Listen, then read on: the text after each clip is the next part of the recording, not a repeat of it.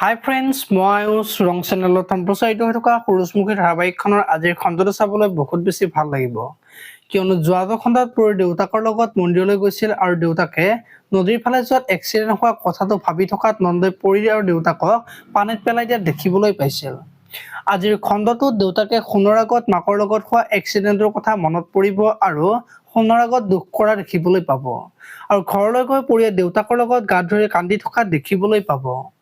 ইফালে আকৌ পুৱতিয়ে পৰী প্ৰেগনেণ্ট হোৱাৰ কথাটো গম পাব আৰু তেতিয়া সোণহঁতৰ আগত পৰী যে প্ৰেগনেণ্ট সেই কথাটো ক'ব, আৰু তেতিয়া সোণ আচৰিত হৈ পৰিব আৰু সেইখিনি সময়তে দেউতাক আহিব আৰু পৰীৰ কথা শুনিব, আৰু পৰীক দেউতাকে এয়া কি শুনিছো বুলি ক'ব। এতিয়া বাৰু দেউতাকে পৰীক গালি পাৰিব নেকি, দেখিবলৈ পাব আজিৰ খণ্ডটোত। আনফালে আকৌ ত্ৰিদীপে আজি মাকৰ আগত শেৱালিৰ মাকীয়েক যে থানাত আছে সেই কথাটো মাকৰ আগত আলোচনা কৰি থকা দেখিবলৈ পাব।